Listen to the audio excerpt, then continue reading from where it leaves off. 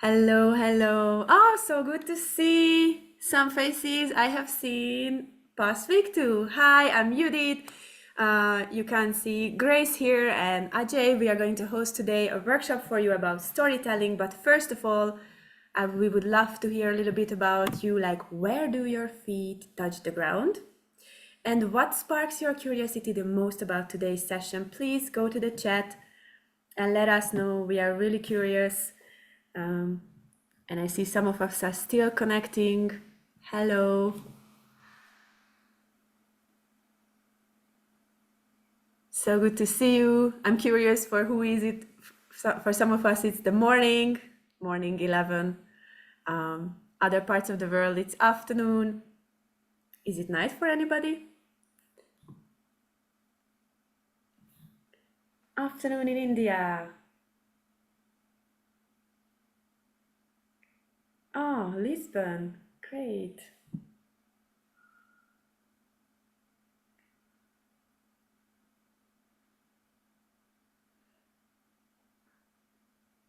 All right. Wonderful. France, Slovenia, Berlin. And curious about practical tips to talk about my winding and generalist career path in interviews and during networking. Nice. Great. We are Thank you. the guest background and to take into consideration cultural aspects when creating a career story building.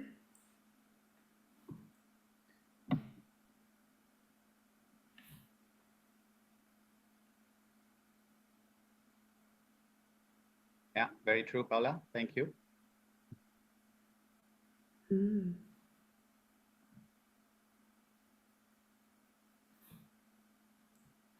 All right. Wow, this session is sparking a lot of interest because still there are people in the waiting room. So I'm allowing everybody in and Grace too. But let me introduce you to Ajay Jacob, who is a writer and L&D professional, originally from India. He first pursued journalism at university, followed by an MA in creative writing. Ajay began his career within the educational publishing industry in the UK, after which he moved to the Netherlands and shifted focus to corporate L&D. In the meantime, I'm also admitting people from the waiting room. Yeah, so it's a great skill building for me too, absolutely. His core expertise revolves around learning strategy, and he also continues to write regularly on LinkedIn. You should totally check it out. We are going to put his LinkedIn in the chat soon, and less regularly on his blog. He's a passionate believer in the power of storytelling to change the world and is committed to helping people of all ages explore their interest in writing and telling stories. Thank you so much for being here with us today, and the stage is all yours. Well, thank you. Thank you, Judith. Thanks, Grace. And welcome, everybody. Great that you're able to join this session. Very happy to see some familiar faces and lots of great messages in the chat. Yeah, thanks for the kind introduction. I was very excited about this session because I'm obviously very passionate about storytelling, and I'm also passionate about L&D. So to speak to a group of people connected with L&D about storytelling seemed like a great opportunity. So yeah, very excited to be here. And what I want to do over the next 55 minutes or so is share a little bit about my story, obviously, but also hopefully give you some prompts to think about storytelling, both from the perspective of sharing your stories, but also from the perspective of bringing a storytelling mindset to your work. So I hope some of the points I share will spark some reflection, some inspiration for you to take away. And as I said, help you to tell your story, but also maybe find some new ways to approach the work that you do. Because I always say that I believe everybody is a storyteller, right? I think we're all born storytellers. Um, that it is there's something ingrained in us. We all recognize a good story. Some of the first things that we hear after we're born are stories. And so immediately when we hear a good story, we recognize it, right? And I think as children, we share stories, we think, we understand the world in the form of stories. But eventually, I think for most of us, we stop. And I think it doesn't make that transition into adulthood. And there's this perception that maybe storytelling is for children, and we kind of put it in a box and we leave it behind us as we grow older, which I think is a pity, because it's part of who we are. So either I haven't progressed into adulthood, or my assumption that we're all storytellers is correct, right? Because I think, and that's why there's obviously so much interest in this topic. It's great to see. So please bring your own stories. Please come off mute, share your questions, your thoughts. And let's make this, as much of a discussion as we can, because I don't want to be lecturing for an hour. But saying all that, let's get started. So I want to kick off by sharing a little story, obviously. So we've just moved. Hopefully, you can see my screen. We've just moved to India. So as Judith was saying, I was in the UK and then moved to the Netherlands. And we've now, a few months ago, come closer to our roots. And that's my son in that photo there. He's been busy exploring his surroundings. And a few weeks ago, we were just on a walk, and there was this, off the road, there was like this really overgrown area. And he had this sudden impulse to go in and explore. And it was just him and I was, not sure about the idea. In fact, I tried to dissuade him. I said, it looks a bit overgrown. There could be some creepy crawlies there. I don't know if you should do it. But he opened the gate and he went straight in. And initially, it took a while for him to find his footing. But under those leaves and the tall grass and everything else that you see in that picture was a path. And he went down that path, and eventually also found that there were steps, right? There were stairs, and it was obviously a pathway, a very clear pathway down below. And so, it was just a little example of how children just kind of jump in, right? They lead with curiosity.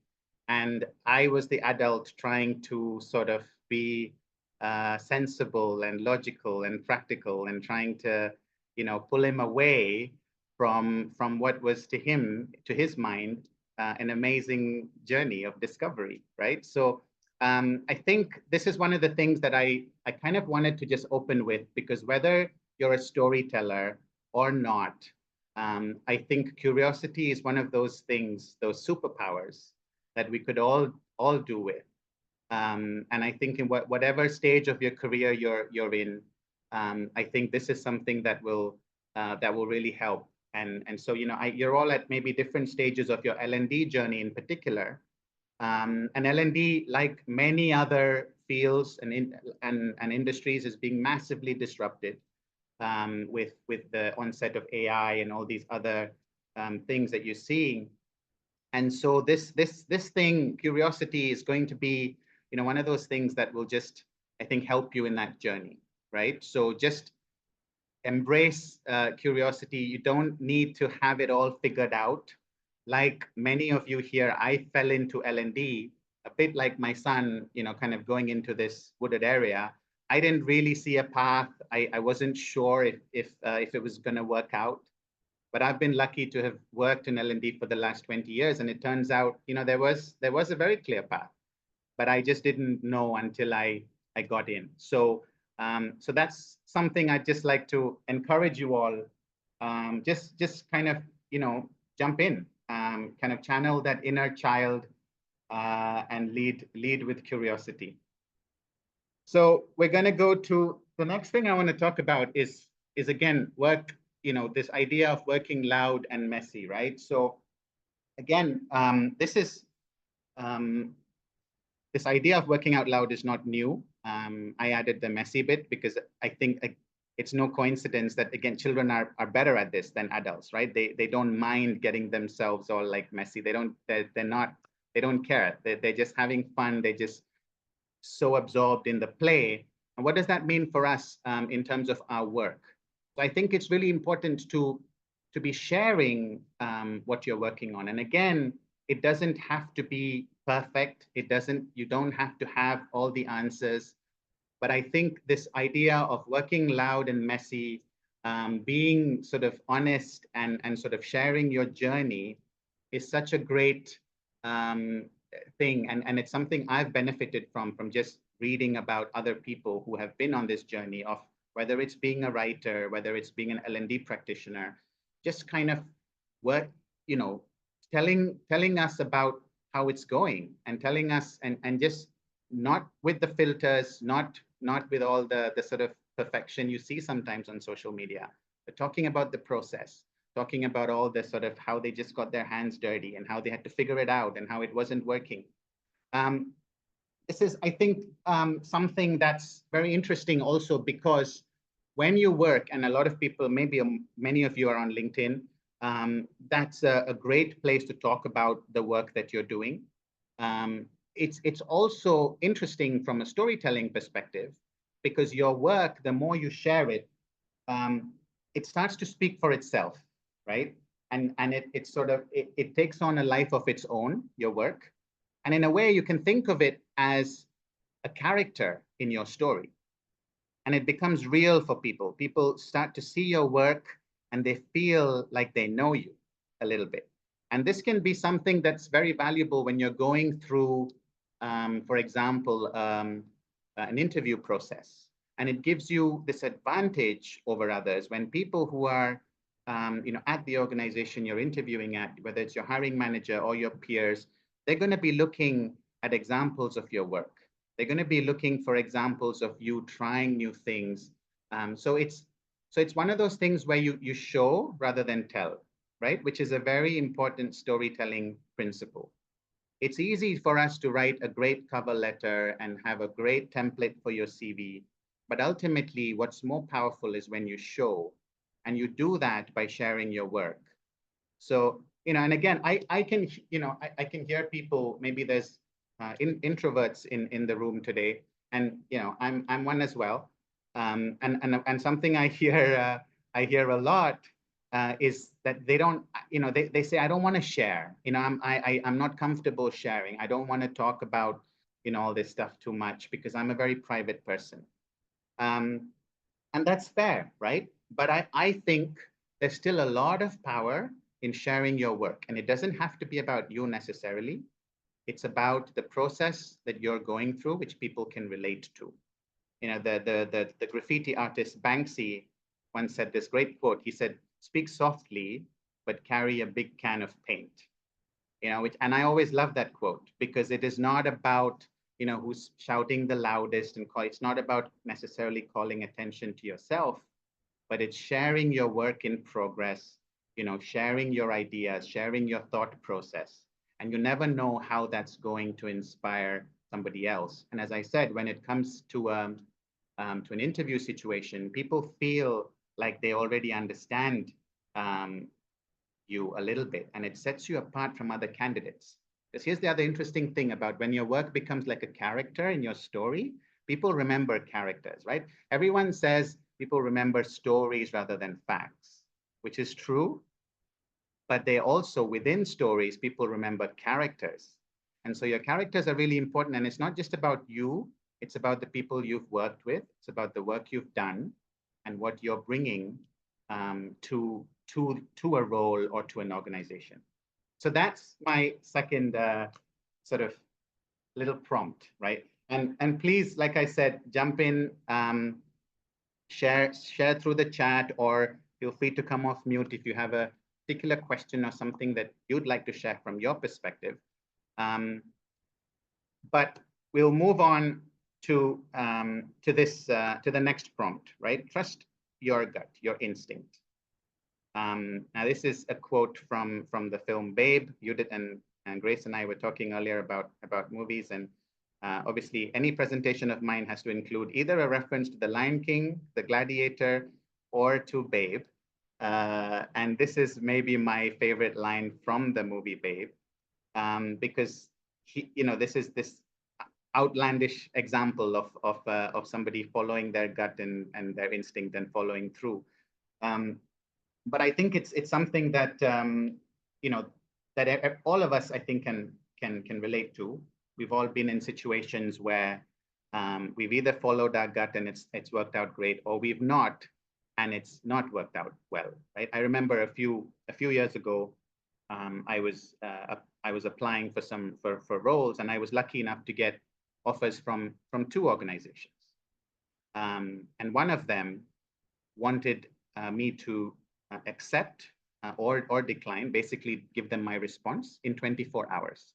And the other company were happy for me to take my time to think about it, because I was honest and I said I had another offer, and they were fine. And I remember on a Friday speaking to both of them and saying, I'd love to have the weekend just to think about it and come back to you on the Monday. But from the mails that this company A was sending, in my gut, I felt, this isn't right. I mean, why would you need to hear back in 24 hours, right, about a role?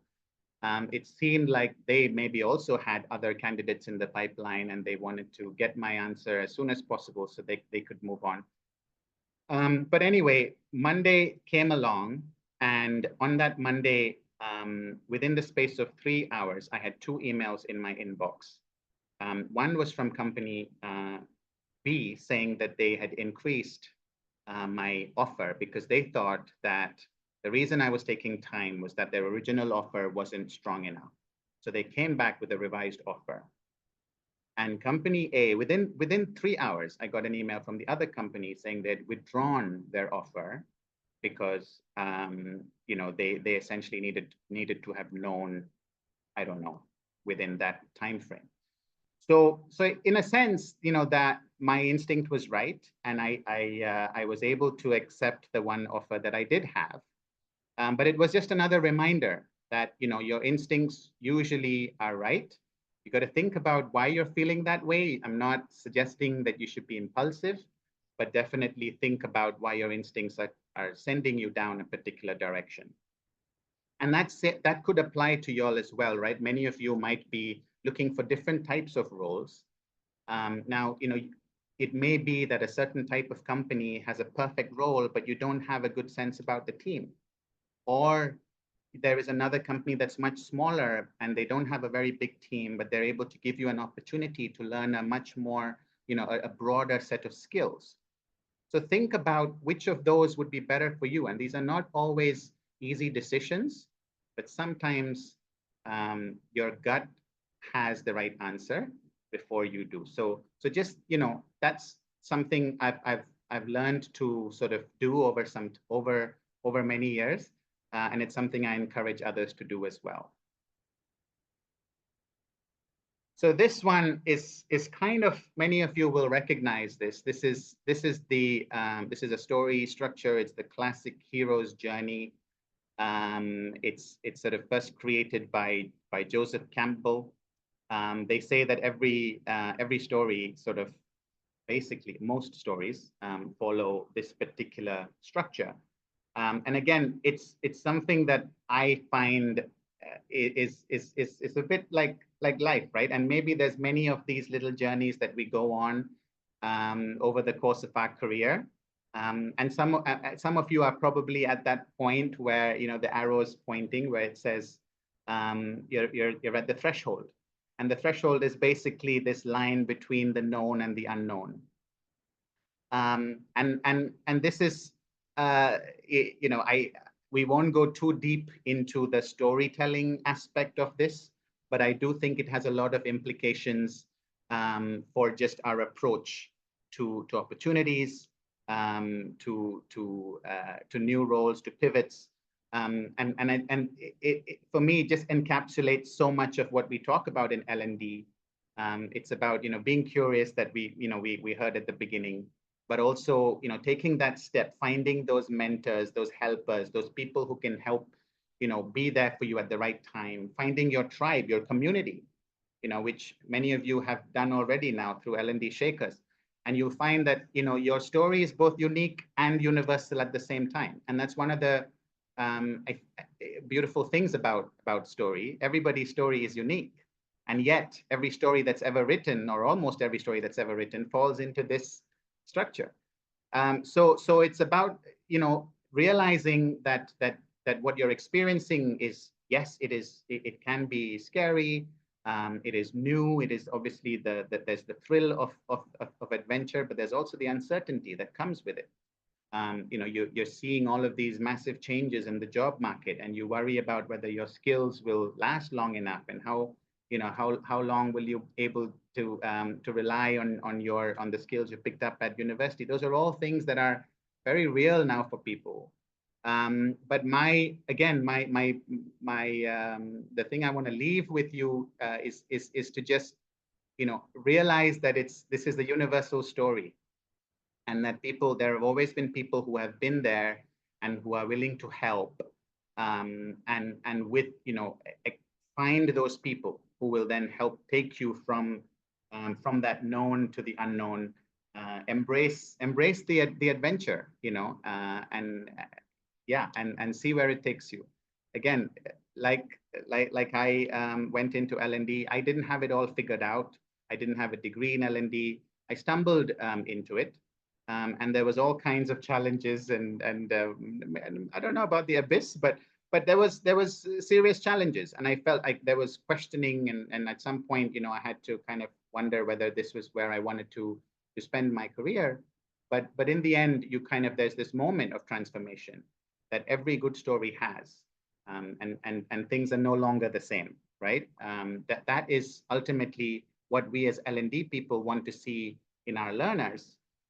We want to see, learning experiences that transform, and that process is very much internal as well for us as L&D. We need to go on that journey so that we can help others better through this kind of journey as well. So the next one is, this is obviously a scene for Lord of the Rings fans. You will recognize this. This is the moment where Sam is at the threshold, right? And I think the line he says is, "If I take one more step, it's the farthest away from home that I would have ever been."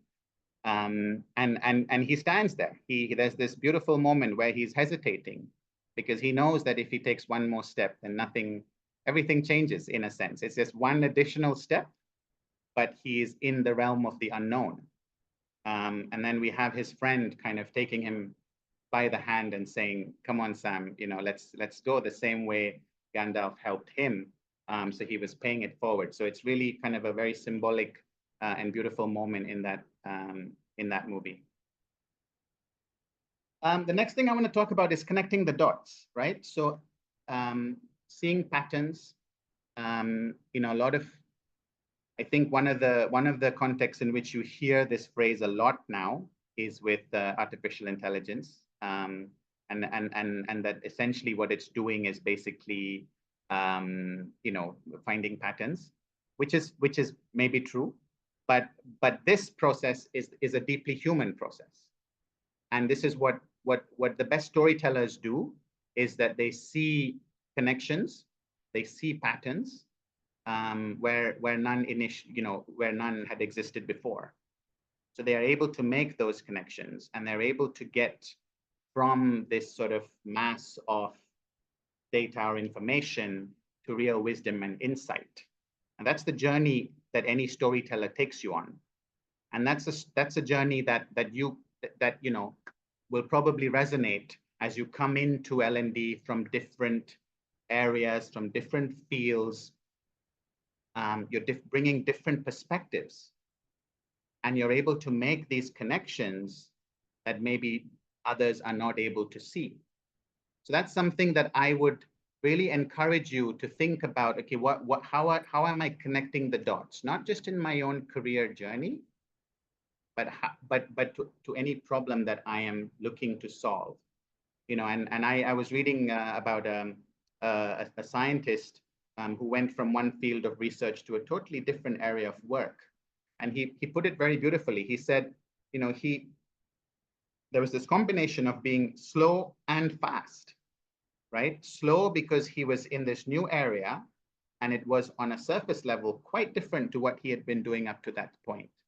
But then he sees those connections and it suddenly becomes fast because he's making connections that other people are not able to make. He's bringing other sort of divergent sort of thinking to a solution, and arriving at it much faster than somebody else would, who's just looking at it from their specialist eyes. And again, so speaking about specialist and generalist, this is an interesting topic. I'd love for to hear your own views about this, because it's something I think about a lot. Depending on who you ask, the advice is sometimes this is the time to specialize. Why?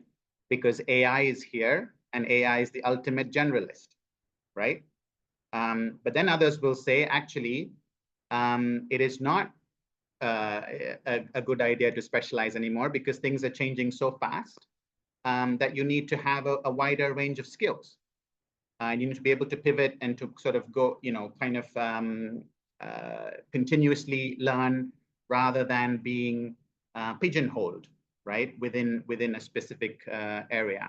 And it's something I've thought about a lot, because in my own journey, I started out as an instructional designer. And for a while, I felt like there was a risk of maybe just being known as the instructional designer, and so obviously I needed to try and build up other skills while continuing to get better at instructional design. But then it came to a point where I was then sort of managing teams, and it wasn't so important for me to be able to be a good instructional designer anymore. I had to learn a whole other set of skills about managing people and sort of managing projects and sort of, taking on, looking at technology in a way that I hadn't really done when I was just focusing on content. So these are all, kind of, I think, moments, and maybe you're at that moment now where you're thinking, I'm hyper specialized. And in some contexts, that's going to be really great because it's going to set you apart. But at the same time, if people, want a more generalist person or somebody with a broader T-shape, do you have those skills? So again, I think it's about making those connections, looking at the skills that you do have and seeing how they connect, and then looking, and then what does that mean in terms of a potential role?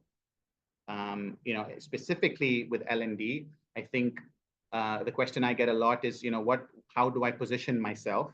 And the answer I always say is the answer I give is to find something that you do really enjoy within L&D and be really good at that, sure. But you are going to find yourself in situations where you're going to have to wear multiple hats.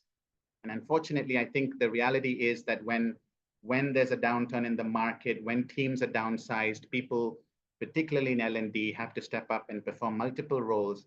And you need to be able to do that.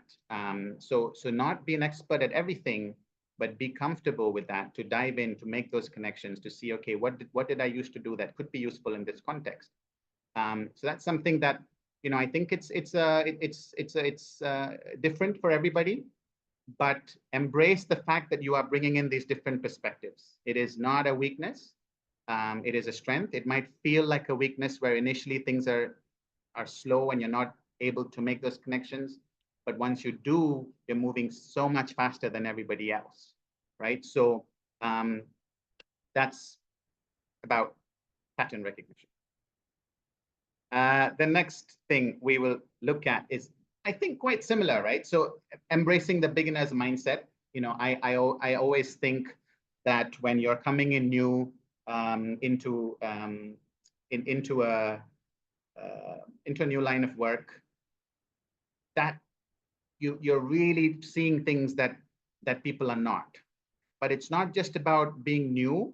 It's about how do you take that mindset every day. It's not, this is something, again, storytellers will tell you that it doesn't matter how many stories you've written in the past. Every time you start a new story, you are beginning. It's a blank page.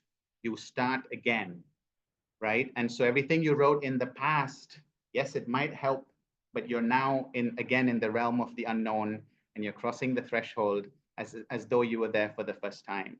And there's something very beautiful in that, right? So it is scary, but I think when you come in with this sort of mindset, when you're being open-minded, again, curious, you're not afraid to ask questions, you're eliminating expectation and bias. Those are all powerful things that you are bringing to any situation.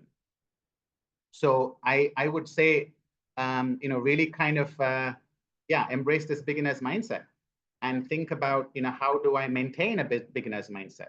I've often gone into roles and people, the people who have been there for a longer time, some of the more experienced colleagues have come in and they've said, we want all your feedback in the next 2 weeks. We want to hear everything about what you think about this, because after that, you'll just be one of us. And it's true in a way, because you stop looking at things like you're seeing it for the first time, you become used to it and you sort of becomes routine. But I think there is value in sort of taking a step back, and thinking about how I can be a beginner even in this in a familiar context. How do I when I'm I like running, and sometimes I take the same route many times, and then you're no longer paying attention, right, to the route, because you go on autopilot. And something somebody once told me is you run the same route but backwards. So you go right the other way around, and suddenly it's a different route again. Or you go slower. You think about the work that you're doing, and you go really slow, and you think about why you're doing that. You start to ask sort of more questions, and stay open-minded, and you might be surprised about about the things you find in something that you thought was very familiar. So this bit is about telling the full story, right? And I think I was reading some of your comments in the chat, and also some questions you filled previously in the form. It's about a lot of you were asking about how do I share my story of transitioning, either from a classroom teacher or from a different field. How do I position that? How do I craft that narrative, and how do I make those skills relevant to this new role that I'm applying for? And so we'll talk a little bit about that. But I think essentially it starts with telling the full story, right? And I think again this goes back to working out loud and messy. People want to hear. These are some of the core elements of a story that you see on the screen. You start with there's always a challenge or a complication in any story, right? And that's the moment where things change, and sort of the character has to go off in a different direction, because there's a challenge, there's a complication. Now in L&D, you frame that as it's essentially a problem, right? So when you think about the problem, frame it as a problem, and then you have to you kind of describe the journey. You kind of describe the moment where you identified the challenge, and then you talk about how you solved it. You talk about the journey, you talk about the landing, you talk about the solution, but you also talk about the surprise. You talk about the things that didn't happen the way you expected, right? So I think there's always a sort of a temptation to just talk about the successes. Even our CVs, our cover letters are also, you list all the accomplishments, the achievements. I was reviewing a CV once, and it actually had a section of failures or setbacks, things that didn't go so well, because that person learned from those. I mean, it wasn't just, oh, I failed at this and it was a top 10 list of failures. No, it was about what didn't go according to plan and what did I learn from that. Now that becomes a much more believable story. So this is the other thing about storytelling, is when you're telling your story, you have to come across as a credible storyteller, your story needs to be realistic and credible. And that only happens if you're talking about the things that didn't actually go well. So you become much more relatable and credible as a storyteller. So the complication is one element. The change is the other element. And finally, the insight is the third element. So think about how you're crafting your career journey so far within the context of these three elements. And then you have a story. Then you're able to tell that story in a really compelling way, and people will remember that story, and they'll remember that you kept it real, that you were authentic, and you become, as I said, a memorable character, right? Because it's not just about your story, but it's about the characters within that story, the stakeholders you worked with, or the customer that you delighted. Bring those stories in to tell the full story. So, you know, I kind of try to take the same approach when I transitioned. So I'm a sort of a L&D native, I guess, maybe, because I've spent my entire career in L&D. So I haven't pivoted from something else into L&D, but I have made little pivots within L&D. And I tried to sort of take this approach to those changes, to tell the story of why I was changing or transitioning from the publishing industry to corporate L&D. And the challenge there to solve was I enjoyed publishing, the publishing industry. It was a great time. I learned a lot. And I worked for some amazing organizations. But the challenge or the complication or the problem for me at that stage in my career was that I wasn't able to see the impact my work was having on the end user or the end customer or the learner, right? We were creating all this stuff. It was being sent out into the world. I didn't see, sort of the impact of it. And that's why I wanted to get into corporate L&D, because I wanted to be closer to where the learning was happening. And then in my first role, I was in this L&D sort of in-house role. Again, we were creating some amazing things, but felt disconnected from the business, right? We felt like we were a little bit in an HR bubble. So I transitioned to another role where it was a business academy, where it was really sort of really closely aligned with the business. And everything you were doing was very clearly connected to business goals. So you were not just creating like mandatory compliance training or all of this stuff, which again, I'm not, disregarding that. I think it was great to go through that experience. And again, I picked up a lot of skills and the whole issue around engagement, with mandatory learning and all of this stuff. But I wanted to be more aligned to the business. I wanted to see the work that I was doing, how it has direct impact on business outcomes. So you outline you kind of frame your change, the changes that you're making in that within that structure. So you talk about the problem you wanted to solve, or the challenge or the opportunity that you identified. And then you talk about the journey, talk about what changed as a result within yourself or within your team or the business. And then you have a story and talk about the successes as well as the things that didn't go well. Tell the full story, bring in the characters, all the full cast, make it, make it a great story. And I love this quote. I obviously like anything Ken Robinson says, but this one in particular, I always like because it's, Anyway, I hope that helped. I thought it would be good to spend a little bit of extra time on this particular slide because I saw this sort of theme within some of the questions. So that's why but happy to dive into this a little bit more in the questions at the end. I have a couple more slides that I want to talk about, and then we can have some time at the end, hopefully, for questions.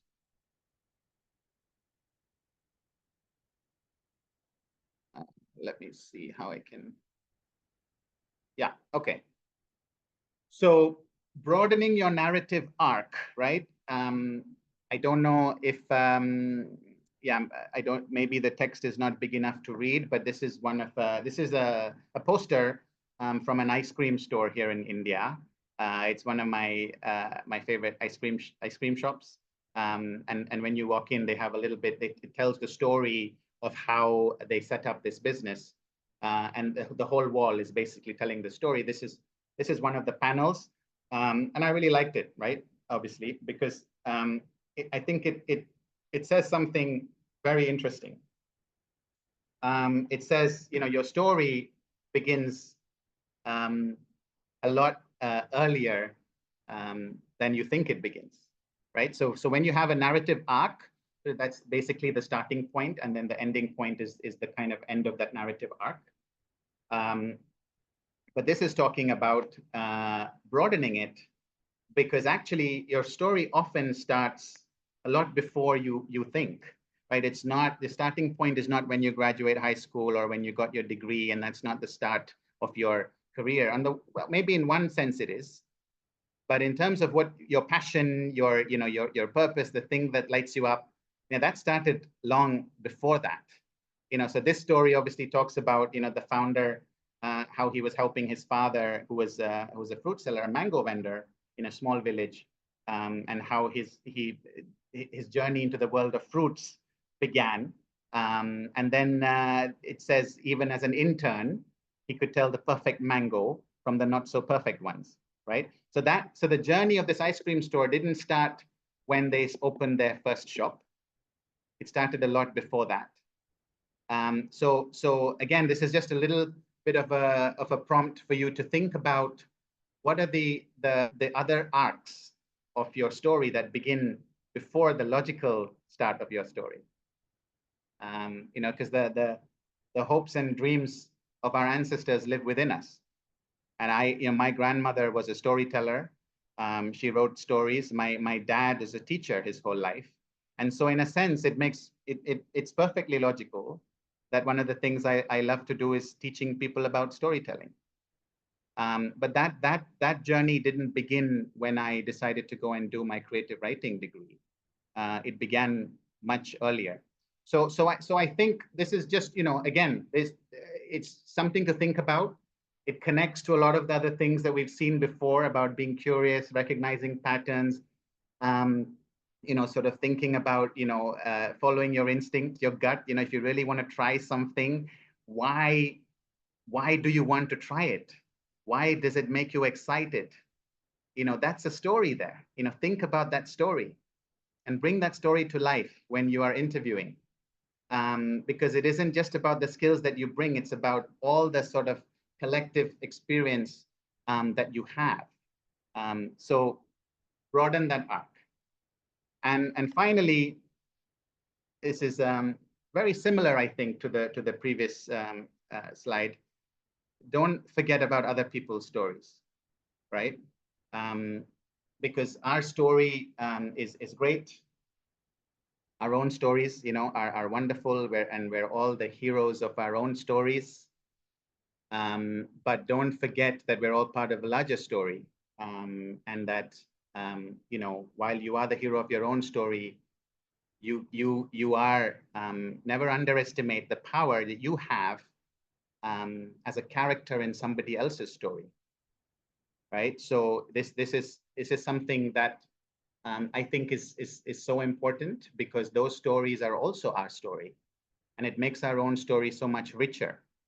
You know, so if you feel like you are stuck, you know, somebody once said, I don't often know what to do, but helping somebody else is the best way to start.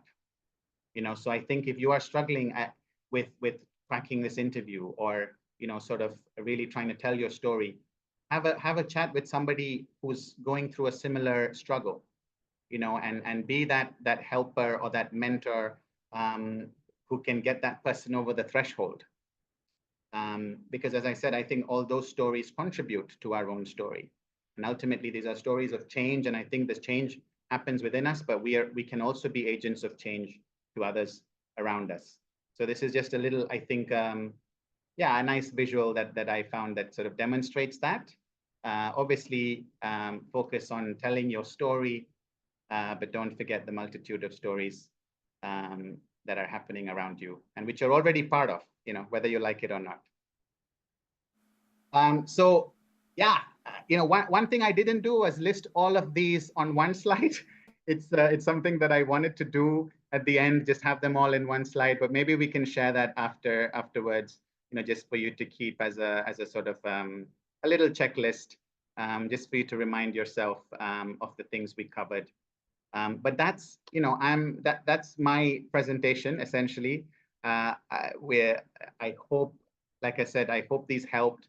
Not just, I typically do presentations about storytelling, as I said at the start, but I think this was a very interesting opportunity to talk about how we can apply a storytelling mindset to your work, and it makes sense because we spend so much of our lives at work, and our work is also a big part of our story. So I think hopefully this gives you some ideas on how to tell that story, but take that storytelling mindset to how you think about your career as well. Yeah, and so now let's, hopefully get some questions and make this discussion. I'm very curious to hear from you all about what you think and what resonated most, and if you have any other things that you want to add to this list, maybe. Thank you so much. This was great. I think one of the first things what I already actually wrote down is that, how can we focus on what the problem was, and then we start to share a story about that so that we can prove it to recruiters that this is the experience, what is super relevant. But how about we hear some voices, because I'm reading the chat and I see that like you have quite specific questions, and maybe that would be nice to have a conversation, and we have still 40 minutes. So how about if you have a question, you unmute yourself. We would love to hear from you. And if not, we will just go with some questions from the chat. I will always have questions, don't worry. Nice to meet you, AJ. Thanks for your story. My question is more about, there are a lot of questions in the chat and we have short time. I could maybe you did with, I don't know, compile them in a document and then put all the, because I'm so curious for the answers, but I also have to go. Okay. Yeah. Just an idea, if we could have that. And I think my question is, I love the session, by the way, AJ, it's very insightful. As an ADHD, it's very natural for me to overshare or give too much context, right? I fail many interviews because of that. The feedback I receive is like, you give too much context, we couldn't follow what you're doing, what you're trying to say, because it's there. And what is the best way to go around? Like, where is that balance we can find about like sharing what's essential and not oversharing and not giving too much context, if something like that. Yeah, no, it's an interesting. Thanks for your feedback also. And so, just to clarify, do you mean in an interview setting, or just do you mean in general? In general, like when storytelling, I don't know, my LinkedIn or interview settings, or in any, I don't know, a meeting with me most probably is gonna be 1 hour for something that could be 10 minutes because I will be talking, forever, Yeah. things like that, Yeah. So yeah, something that. Okay. No, thanks for asking. And I think this is, storytellers. It sounds like you are very good at. You're a natural storyteller, right? Because some people struggle with filling an hour of stories, and you have the opposite problem, where you feel like sometimes you're sharing too much. But ultimately, I think every context is different. It's about. I know that in face-to-face settings, for example, there's very clear time frame. People will give you 10 minutes to answer. But if it's more free flowing, one of the things, I think storytelling is also like a conversation. I think not many people think of storytelling as a conversation, but it is. Storytelling is as much about listening to the other person's story as it is about sharing your own story. So I think you could try, say, kind of approaching it in a sort of a more. I think this is the key thing, right? How do you make your story seem unique, but at the same time universal? And we looked at that because then it's relatable. It resonates with the other person. It triggers something in their own mind about their story. And so when you say something that's universal, they're like, okay, tell me more. They're curious about your experience of something that they also experienced, because then you've found common ground. And so it's very much about this conversation. And I think I think that takes a little bit of effort. But one of the things, I think you just say things like, I'd love to tell you this story if we have time. If this thing happened, and I think it's relevant to what we're talking about. But if you have 5 minutes, I'd love to share it. And then see what they say. And maybe they're in the mood to hear your story. Maybe they're not. So I think it's about also trying to a little bit, pick up those cues. But really, I think it's important and useful to frame it as to think about it as a conversation. So really kind of, so in that hour, they feel like they've also been able to share their story. And that's when you get this sort of human connection, which can be quite powerful. So I hope that helps. But it's a great suggestion about compiling some of these questions. I'm also scrolling through them, and there's a lot. I haven't reached the bottom. So yeah, we'll try and find a way to answer some of these and get them to you. But thank you. Thank you so much. Thank you, everyone. Pleasure.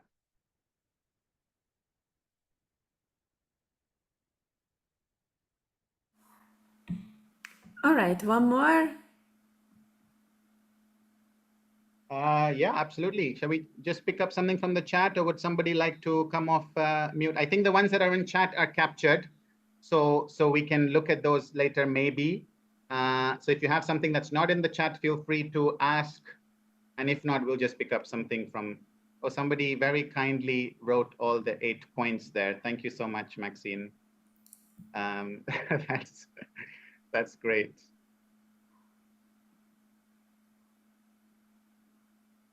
Oh, and somebody else did that too, Emma. Thank you. The STAR method, yeah. So that's really good. I mean, I think that's a good way to structure a story, and I think that also speaks to Rafa's point, about maybe putting a little, limit on your story, so that you are being very specific and kind of not going off on a tangent. So that, I think that's a good suggestion about using STAR. But some storytelling techniques, I think, yeah, can make STAR quite powerful. Ajay, can I ask something? Victoria here. Absolutely. Hi, Victoria. Hi. So I think it didn't come up in the chat yet. What happens to me sometimes is that I will create a story, and maybe several stories, depending, because you get, of course, multiple questions during the interview. And then I practice the story. I feel really confident in it. And then during the interview, you realize that it wouldn't really fit the interviewer, because you have to choose, right, a certain angle or a kind of a vibe for your story. It could be more energetic, it could be more inspiring, it could be different things. And I think I struggle in basically adjusting this. So on the spot, you kind of have to adjust, but you probably prepared several stories, several arguments, several examples from your experience. And I find that quite difficult, and almost like it's then over-prepared. But you still have to be very agile during interviews. So I know it's not an easy question, but do you have any advice or tips how to make that easier? So no, I think it's a very good question. I've been in the situations before where you feel like you've prepared 4 or 5 really good questions, and then you want to get to them because you feel like it's perfect. It's rehearsed, and you're not going to be stumbling, and then it feels authentic, and you then end up trying to force it in, which I think it does the story a disservice, right? So I think a story, is all about timing. And I think, but ultimately, the point of the story is really for connection, human connection, as we were saying earlier. So I think, sometimes, I've been in situations where I've gone in thinking I'm going to be the one telling the stories. But all that's actually happened is that the other person has shared their stories. And it's been okay, actually, because that person, everybody has a need, I think, to be heard and to be listened to and to be understood. And that goes just as much for the person doing the interview as it is for the person taking the interview. So I think ultimately it's about, is there a good connection? Is there a human connection here? Am I able to feel that there's space in this conversation to share my story, or is it about just giving the other person space to share their story, and then maybe playing their story back to them in a different way, with your own perspective. And I think sometimes that's one of the things that I've done is I've prompted them to ask me a certain question, right? And so that's quite interesting, because then you can say, oh, there was this one time I did this and it was amazing. And then it's a little bit of a cliffhanger, because they want to know more. And this is a natural sort of human tendency. You activate people's curiosity, and then you get the question that you wanted, and it gives you a little bit of space to share that story. So that's something you could try, where you kind of do the little teaser or the hook. In storytelling terms, we talk about the hook, and then just give them the hook, and maybe they have time to hear the rest, and maybe they don't, but it's at least you've tried. But I think your approach generally of taking in 4 or 5 stories is a good one, because that's also very important. You need to have a bank of stories that then it just feels very natural to pull one out at the right time, and then it feels less forced. And I think that's something I always say in some of these storytelling sessions. You just, whether it's in your diary or whether it's some other app that you use to build up a story repository, of experiences that you can share. And some people, I've seen them also do this in cover letters. In cover letters, they drop the hook of their story. And then naturally, then one of the first questions in the interview is, hey, you talked about this in your cover letter. Would you mind sharing that story in a bit more detail? So that's another way you can go in and almost like get them, try to sort of persuade them to ask you the question that you want them to ask you. but yeah, over time, I think that as you become more comfortable with stories, I think you can also hear their story and then play back their story to them, but with your own perspective, and that's still your own story. And then it becomes still in a very conversational, natural way, rather than having to force fit your story. I think with the written documents, you can put a bit more, maybe thought into it. But with the conversations, I understand you have to be quick on your feet. You kind of have to respond and still have a conversation and still fit a story and still make it meaningful and relevant. And that's tricky, but that comes with time. And I think the more you write and maybe experiment, with the cover letter idea, or maybe even in conversation, you say, I'd love to tell you about this, but maybe we don't have time. And they'll say, no, it's okay, we have time. I'd love to hear more, Yeah, So exactly. yeah, I hope that helps. But thanks for the question. Thanks a lot. Thank you.